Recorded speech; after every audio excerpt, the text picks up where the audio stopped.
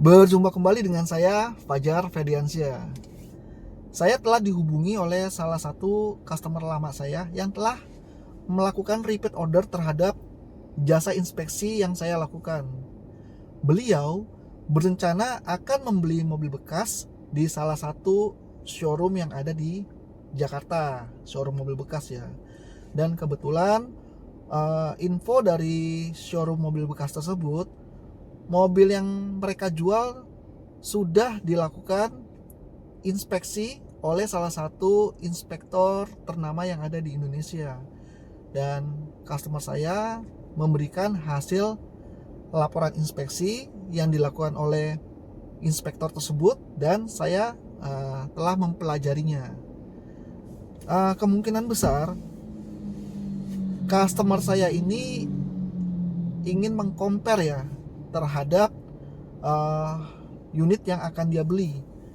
Dia ingin laporan inspeksi yang se-real-realnya atau yang seasli-aslinya, sesuai dengan kondisi yang ada. Itu yang saya tangkap sih. Nah, di sini saya langsung terima permintaan dari konsumen saya itu, dan langsung saya akan bergegas untuk inspeksi mobil bekas itu ya. Nah, saksikan terus video ini sampai dengan selesai agar kalian juga tahu kondisi mobil bekas yang akan kita inspeksi tersebut seperti apa. Let's go. Saat ini saya sudah sampai di showroom mobil bekas dan saya langsung inspeksi mobilnya. Di sini saya memeriksa satu persatu komponen dari bagian mobil dengan ritme inspeksi searah putaran jarum jam, yang dimulai dari pemeriksaan kondisi velg, ban, undercarriage, kondisi eksterior. Setelah itu lanjut ke proses inspeksi bagian interior, sistem kendaraan, kelengkapan kendaraan, dan bagian mesin mobilnya. Tak luput juga saya memeriksa histori servis rekodnya juga ya. Mobil yang saya inspeksi ini adalah Honda BR-V tipe SCVT tahun 2022 dengan kilometer saat ini di angka 21.638 km. Di kilometer yang tergolong cukup rendah ini, ditambah lagi dengan tahun produksi mobil yang tergolong masih muda, kondisi eksterior, interior, dan kondisi mesinnya seharusnya masih full orisinil, fresh, dan segar ya.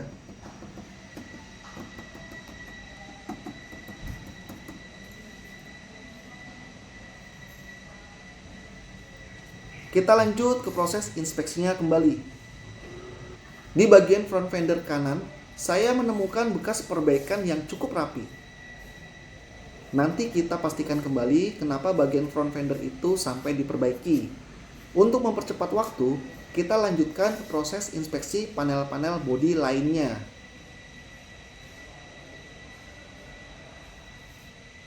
Di sini saya melihat kondisi karet wipernya sudah keras dan sudah tipis. Saat saya pertama kali membuka pintu mobil ini, dan first impression pada saat saya mencium aroma di mobil ini, aromanya sudah tidak segar lagi. Kondisi sealer pintu depannya aman.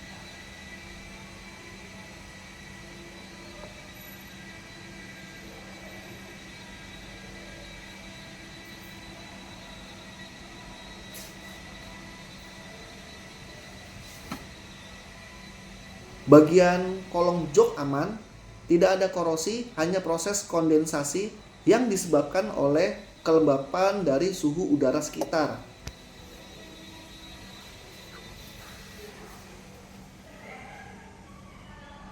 Kolong setir dan dashboardnya kondisinya juga aman, hanya ada sedikit karat yang disebabkan oleh kondensasi udara. Mobil ini bebas dari terkena banjir. Di sela-sela saya memeriksa bagian jok, saya menemukan switch pengatur reclining joknya bekas perbaikan di lem tipis, sehingga pada saat saya memeriksa fungsi switch itu mudah terlepas.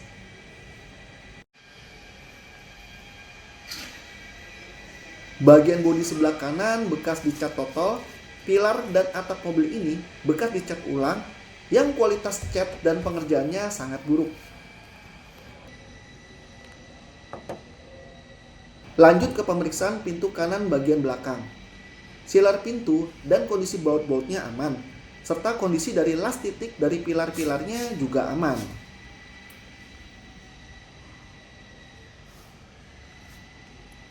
Kondisi seatbeltnya juga masih aman, dan tahun produksi seatbeltnya juga sesuai dengan produksi mobilnya. Hanya saja, kursi dan plafonnya kotor, serta aroma bau yang tidak fresh tercium di dalam kabin interiornya. Harusnya, di kondisi usia mobil yang tergolong masih muda dan di kilometer yang masih rendah ini, kondisi interior dan aroma kabinnya masih segar ya. Dari sini, saya sudah mulai mencurigai terkait keaslian dari kilometer yang tidak sesuai dengan yang terlampir di odometernya. Inspeksi mobil di basement ini, selain kondisi udaranya sangat panas, sampai-sampai baju saya pun ikut basah dengan keringat. Di basement, kondisinya juga minim cahaya, sehingga kita perlu menggunakan ekstra cahaya tambahan, dan juga saya harus tetap fokus dalam melakukan inspeksinya karena diterpa dengan udara yang panas. Kalau bisa, jika kalian ingin periksa mobil bekas, pilihlah lokasi atau tempat di ruangan yang terbuka dengan kapasitas cahaya dan udara yang cukup, agar kalian bisa tetap fokus melihat dengan jelas kekurangan dari mobil yang akan kalian beli itu. Saya melakukan inspeksi di dalam basement ini karena tidak ada pilihan lain yang diberikan ke saya. Dan kebetulan saya juga sudah terbiasa inspeksi di tempat-tempat yang gelap dan pengap, seperti di malam hari atau seperti di basement ini.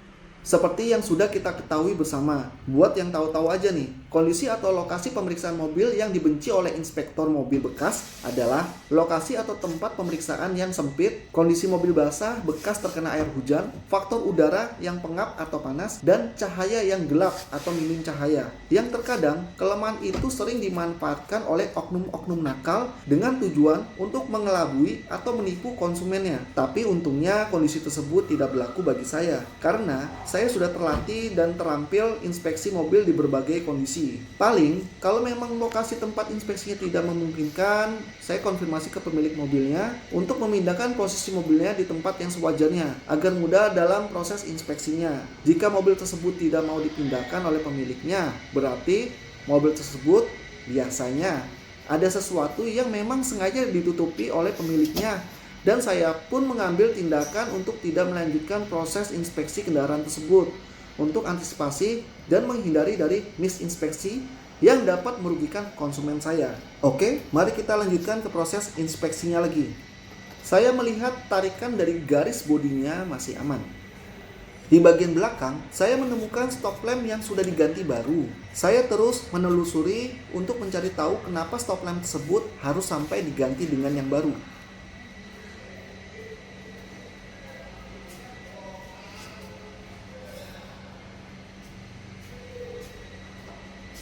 Rupanya, stop lamp tersebut diganti dengan yang baru karena pecah terkena benturan. Tapi, pilar pintu belakang beserta dengan sealer dan las titiknya masih aman. Kaca belakangnya juga masih aman, orisinil. Perbaikan rumah stop lampnya juga cukup rapi.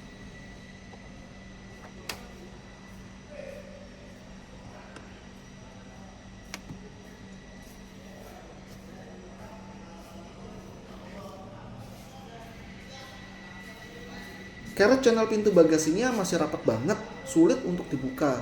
Perlu cara khusus untuk membukanya agar tidak rusak atau sobek. Saya memeriksa kelengkapan kendaraan seperti apar, segitiga pengaman, dongkrak, P3K, dan lain-lainnya untuk memastikan kelengkapan tersebut tidak ada yang hilang atau tidak lengkap. Di sini kalian juga bisa melihat kondisi interiornya. Meskipun kalian tidak bisa mencium aroma interiornya, tetapi kalian bisa melihat dan menilai dari kondisi fisik interiornya.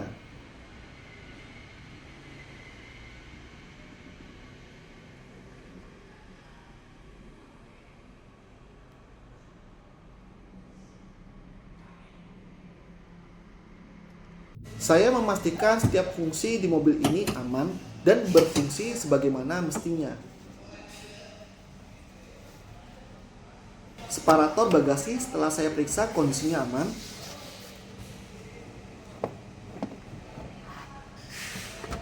Lalu, saya memeriksa kelengkapan dongkrak mobilnya. Akhirnya, dengan beberapa cara yang saya terapkan, saya bisa melepas karet channel bagasi tanpa sedikit pun merusaknya. Setelah itu, saya mulai menganalisa bagian belakang untuk mencari tahu apakah mobil ini pernah ditabrak dari belakang ataupun pernah direstorasi atau tidaknya ya. Ternyata bagian mobil ini aman, tidak pernah diperbaiki atau ditabrak dari belakang. Hanya saja kondisi ban serepnya tidak orisinil alias ban serepnya sudah gantian. Bagian bumper dan quarter sebelah kiri perbaikannya cukup rapi. Di bagian trispelang kiri, bagian bawah, pernah direstorasi atau diperbaiki dengan kualitas perbaikan yang sangat buruk.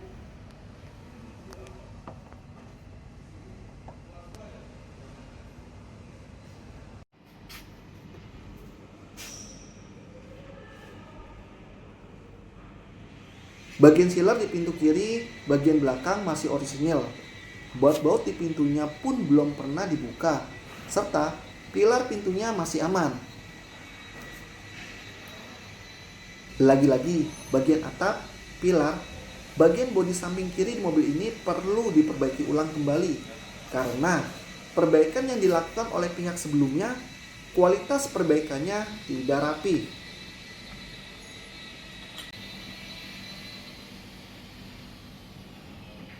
Perbaikan quarter tergolong rapi.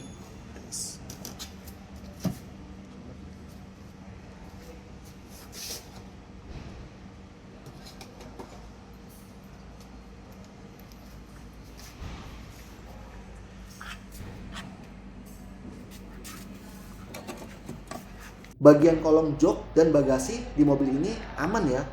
Mobil ini bebas dari terendam banjir. Ketika saya melihat histori yang tercatat di buku servis dengan yang tercatat di sistem bengkel servis Honda, hasilnya sesuai. Akan tetapi, kondisi fisik di mobil ini menunjukkan hasil yang tidak sesuai dengan yang tercatat di catatan servis rekord Hondanya. Kondisi fisik di mobil ini terlihat sangat lelah, sehingga angka yang terlampir di odometer di angka 21.638 km ini, saya meragukan keabsahannya. Di bagian front fender yang saya diagnosa bekas perbaikan di awal video, sekarang kita langsung bedah bagian itu. Ternyata bagian front fender kanan bekas diperbaiki karena mobil ini pernah tabrakan ringan di bagian samping depan kanannya.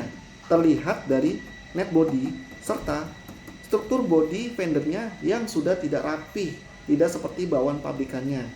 Untuk struktur apronnya masih aman. Di laporan hasil inspeksi dari inspektor yang bekerja sama dengan dealernya, tidak ada laporan bahwa mobil itu kondisinya bekas kena tabrak. Waduh, kacau. Seharusnya laporan bekas tabrak itu tetap dijelaskan secara terperinci. Mau tabrakan ringan, tabrakan sedang, ataupun tabrakan berat, apapun itu, tetap harus ditulis di laporan hasil inspeksi agar konsumen bisa melihat dan mengetahui sehingga transparansi tetap terjaga dengan baik.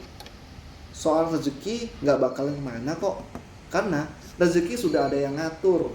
Pantesan konsumen saya menghubungi saya untuk meminta pendampingan terkait inspeksi mobil yang mau dia beli itu. Rupanya memang kondisinya ada masalahnya. Kuat juga feeling konsumen saya itu atas kecurigaan dari kondisi mobilnya ya. Haha.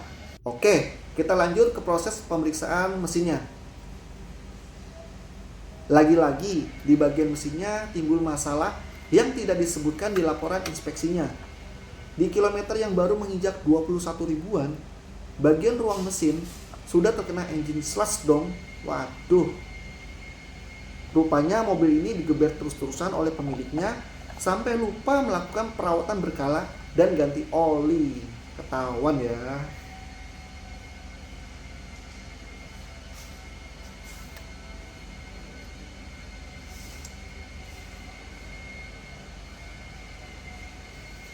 Di dalam interior, saya memastikan kembali terkait tingkat kesegaran aroma kabinnya.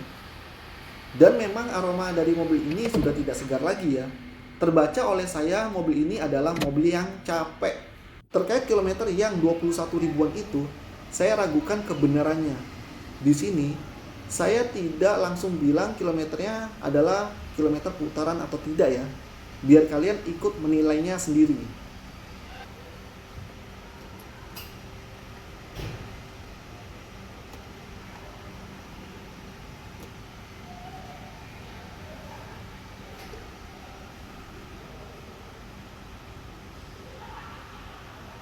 Saya memastikan kondisi dari seluruh fungsi-fungsi atau fitur-fiturnya, kondisi elektrikal dan kondisi transmisi CVT-nya berjalan secara aman.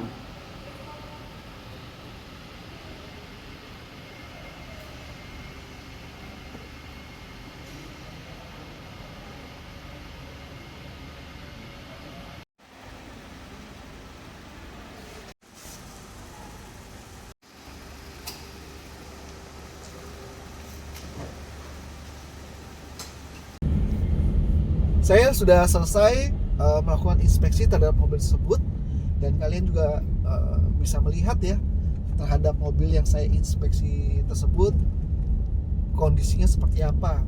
Ya mungkin kalian hanya bisa melihat melalui visualnya saja gitu, antara kilometer dan kondisi real terhadap mobil tersebut juga kalian bisa lihat ya seperti apa kondisinya. Dan saya juga meragukan akan hasil inspeksi yang diberikan oleh inspektor terkait ya yang melakukan inspeksi mobil itu sebelumnya. Dan saya juga sudah merangkum hasil laporan inspeksi saya terhadap mobil tersebut, dan konsumen saya juga sudah menerimanya.